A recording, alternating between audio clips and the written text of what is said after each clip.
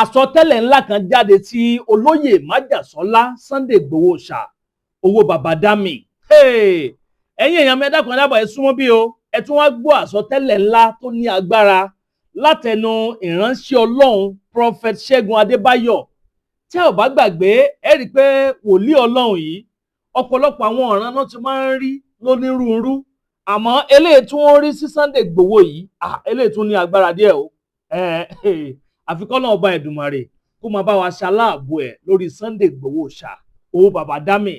Kí làwọn nǹkan tí wọ́n rí sí Sunday Igboho Osa?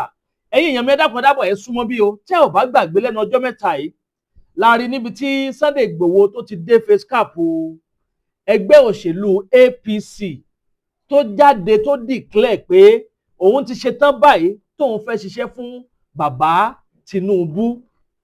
Tí ẹ ò bá gbàgbé ọ̀pọ̀lọpọ̀ àwọn èèyàn lára àwọn tí ń tẹ̀lé Sunday Igboho Osa tẹ́lẹ̀ ni wọ́n sì lọ darapọ̀ mọ́ ẹgbẹ́ òṣèlú APC táwọn kan ń pè wọ́n ní ọ̀dàlẹ̀.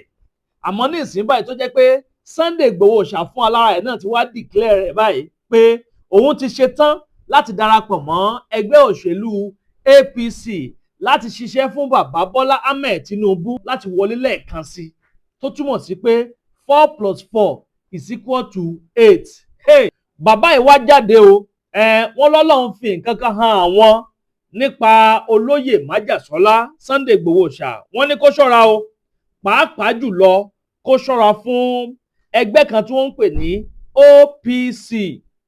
Ṣé ẹgbẹ́ OPC ni wọ́n fẹ́ sọ ni àbí APC? Ẹ rí i pé méjèèjì ó fẹ́ jọra wọn. Torí ta bá ní ká wò ó, wọ́n kọ́kọ́ sọ nínú fọ́nrán yìí, máa play fọ́nrán yẹn fún yín, fọ́nrán yẹn lẹ́ ń wò lágbọ̀n ìsàlẹ̀ yẹn. Wọ́n kọ́ sọ wípé Sunday Igboho Osa join APC.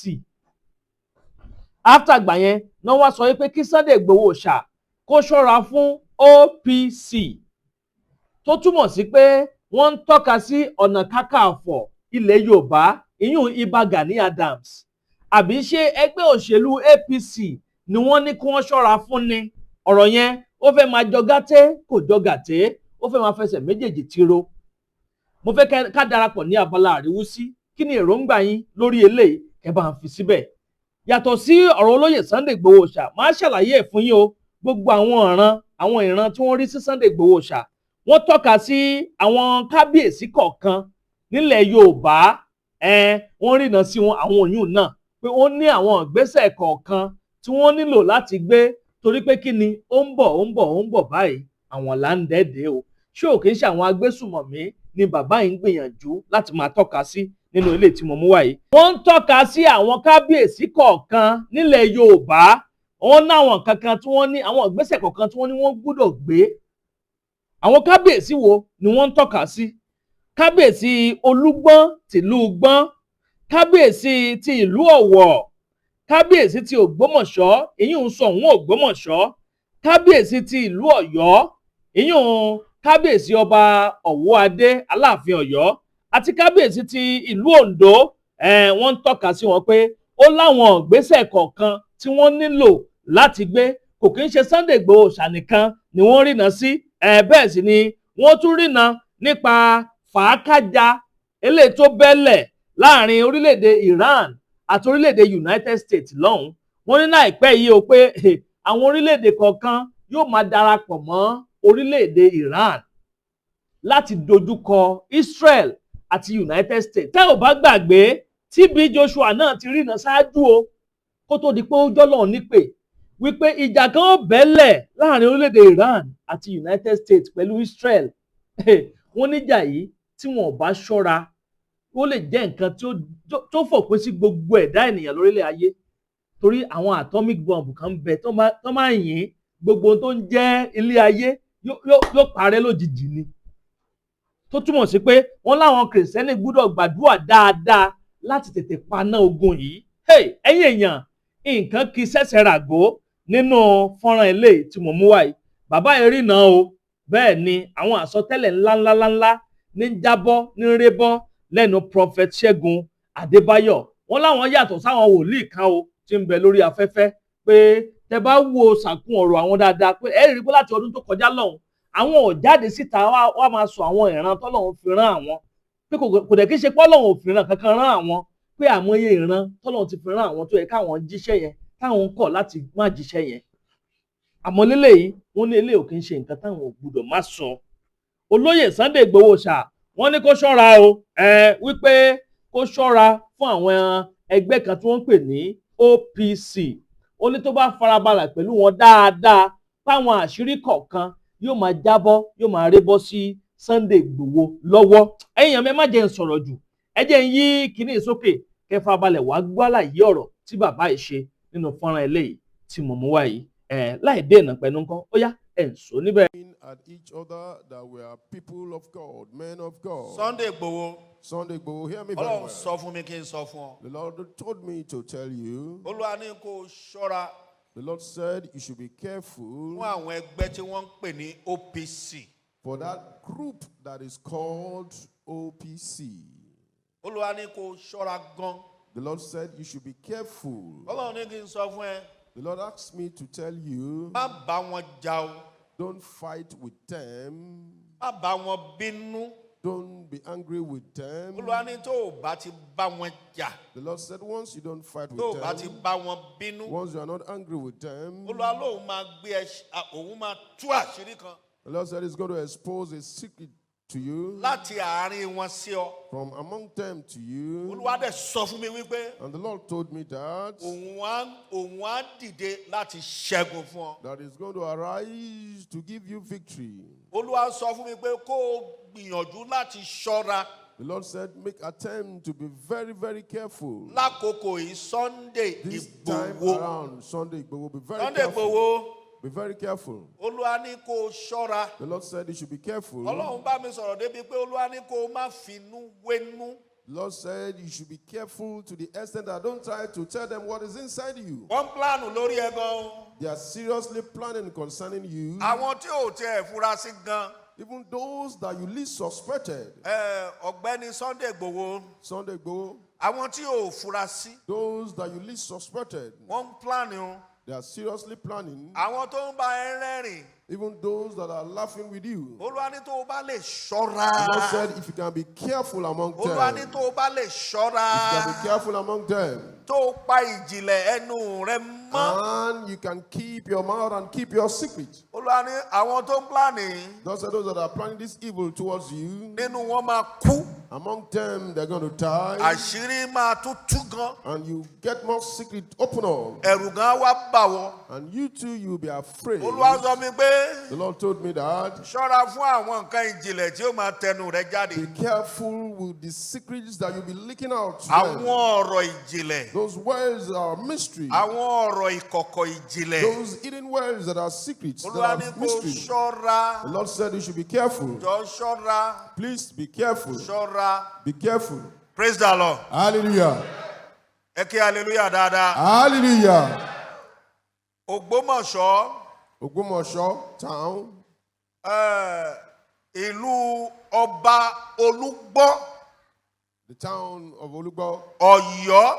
Oyo, Àti Ọ̀wọ̀ tèmi ti wá. and Owo, which I came from, Àti àwọn apá kan ní Òkè Ògùn. and some parts in Okeogun. Ìṣẹ̀lẹ̀ búburú kan fẹ́ ṣẹlẹ̀. Some bad incidents wants to happen. Gbogbo ibi tí mo dárúkọ yìí. All these places I've mentioned. Ẹ̀yin ọba ẹgbẹ́ ìgbésẹ̀ tó ní You agbára gan. kings there take some steps that are powerful. Ẹ̀yin ọba ilẹ̀ Yorùbá. You kings in Yoruba land. Most of ibi tí mo dárúkọ I yìí. said these places I've mentioned. Ẹgbẹ́ ìgbésẹ̀ tó Take ní steps agbára that tó are dì tó powerful. dì tó Take dì. steps that are powerful. That Ẹ̀yin are ọba deep. ilẹ̀ Yorùbá. Kings in Yoruba land.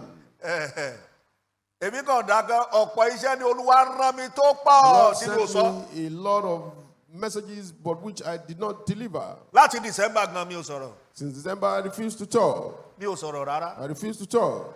Nínú àwọn iṣẹ́ tó Olúwa rán mi ti wá sí Among ìmúṣẹ. the messages that the Lord sent me, I refused to talk. Torí Olúwa sọ mi pé kí n má fara wé àwọn wòlíì orí social media. Because the Lord told me not to compare myself with prophets on social media. Pé kí n ṣọ́ra. That I should be careful. So torí ẹ̀ Because of that, ló fi dàbẹ́ ni wípé that's what it looks like. mi ò fẹ́ ojú tẹ́ fi ń wo ọ̀pọ̀ wòlíì lórí social media mi fẹ́ kẹ́ fojú ẹ̀ wò mí. I don't want you to look at me the way you look at most prophets on social media. Ẹni bá ṣe dáadáa yóò gbèrè. ẹni tí ò ṣe dáadáa You yóò receive the gbèrè. reward. If you don't do good, you also receive the reward. Oníkálukú ló máa jẹ iṣẹ́ ọwọ́ ẹ̀. Everyone will reap the reward of their labor. Oníkálukú ló sì máa bẹ̀rù ẹ̀ ní ibodè. And you also meet your load at the border. Màá bẹ̀rù tèmi ń sọ̀rọ̀ yìí, màá bá I bodè. talking, I will meet my own load at the border. Ó dáa kò dáa dandan ni màá gbé. Whether it is good or not, I'm going to carry it. Lórúkọ Jésù. In the name of Jesus Àmín. Christ, say amen. Èṣù ò ní bá ti wá jẹ́. Amen. Ọlọ́run ní kẹ́yìn ọba yìí ẹ gbé gbèsè The Lord said, you kings of this mentioned town should take steps. tó ní agbára. That is powerful. Gbogbo ìjọ Every churches tó ń bẹ lórílẹ̀ ayé, in the world, ẹ máa gbàdúrà fún àwọn ọ̀dọ́. be praying for the youths. Kì í ṣe lórílẹ̀‐èdè yìí nìkan o. Not this nation alone. Kì í ṣe lórílẹ̀‐èdè yìí nìkan. Not this nation alone. Olúwa ní ìdí tá ó máa fi gbàdúrà. And the Lord said the reason is that Èṣù á máa fi àwọn ìmọ̀ kan wọ̀n, ìmọ̀ òkùnkùn. the Lord will be revealing some hidden knowledge full of darkness to them. Àwọn ìmọ̀ yìí á máa kàn ṣàdédé gbé ọ̀dọ́ wọ̀ lẹ́sẹ̀kẹsẹ̀ wọ́n á dẹ̀ tún fẹ́ máa apply ìmọ̀ yìí, This wọ́n á máa gbé knowledge gbèsè will lórí ìmọ̀ yìí. possess the youth. This evil knowledge will possess the youth, and immediately they will want to take steps Tó lè mú kí ikú ṣẹlẹ̀ sí that ọ̀pọ̀lọpọ̀. can result into the death of many youth. Ìyẹn tún kọjá lọ That one bẹ́ẹ̀. passed by. Olúwa sọ fún mi The wípé Lord told me that ogun tí wọ́n ń jà ní Iran yẹn, that battle going on in Iran, Olúwa ní kó gbàdúrà the Lord said we should pray káwọn kan má bàa dìde. so that some people will not arise. Ẹ jẹ́ ṣàlàyé dáadáa. Let me break it down. Nínú àwọn Arab, Among the Arabian countries, nínú àwọn Arab, among the Arabian countries, nínú àwọn Asia, among those in Asia, kán má bàa dìde lójijì. so that they will not just rise suddenly Fọwọ́sowọ́pọ̀ pé and to join hands together, wọ́n á fẹ́ kọjú ìjà sí Israel àti Amẹ́ríkà. that they want to face Israel and America. Olúwa ní ká gbàdúrà kó òun tètè paná ogun The yìí. Lord said we should pray so that he can put an end to this battle going on in Iran. Olúwa ní tó bá ti di pé wọ́n fa àwọn orílẹ̀-èdè búburú yìí wọ́n pọn Iran lẹ́yìn. But the Lord said if it gets to the level that these wicked countries are backing up Iran, Olúwa sọ mi pé ogun yìí yóò wọ ọ̀pọ̀lọpọ̀ orílẹ̀-èdè káàkiri. the Lord said this battle will spread to other nations. Olúwa ní káwa Kìrìsìtẹ́nì ayé ká gbàdúrà, That we Christians in the world should pray. ká bẹ òun Ọlọ́run We should beg him, God, kóun lè pa iná ogun yìí. that he can quench the fire of this battle. This ẹ tún káàbọ̀ padà yíyan mi bó lẹ ṣe rí sí abẹ́rẹ́ ìpínlẹ̀ ní agbára díẹ̀ àfi kọ́ lọ́wọ́ ọba Èdùmàrè kó máa ṣaláàbò ẹ̀ lórí wa. Ẹ bá mi pín kínní káàkiri kó tètè kan Sunday Igboho Osa lára. Ẹ tètè máa pín o torí wọ́n nílò láti gbọ́ eléyìí. Wọ́n nílò láti gbọ́ eléyìí. Nírè jù báyìí lọ lórí ilé tí a mú wá fún yín ní sáà yìí. Bó bá tún ṣe lọ lórí ọ̀rọ̀ Igboho ìpátánà lẹ́ẹ̀ma láǹfààní láti máa gbọ́ lórí ìkànnì Àdàbà tẹlifíṣàn. Ẹni tẹ́ bá ń ṣe alábàápàdé ìkànnì fúngbà àkọ́kọ́ tẹ́ ò tí follow wa àbẹ́ ò tí subscribe.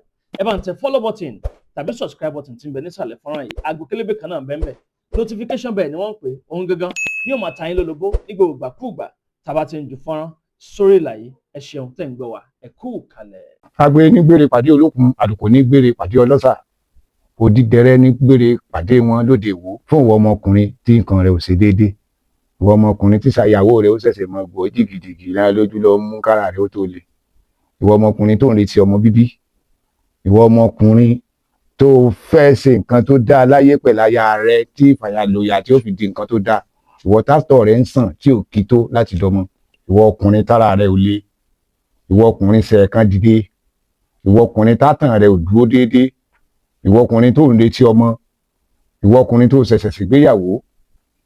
Ọgbọ́ capable herbal energy capsule ló nílò fún gbogbo àìṣedéédé ara rẹ̀ kó o lè jẹ́rìí sọ́mọ bíbí àti nǹkan tó dáa láti ṣe.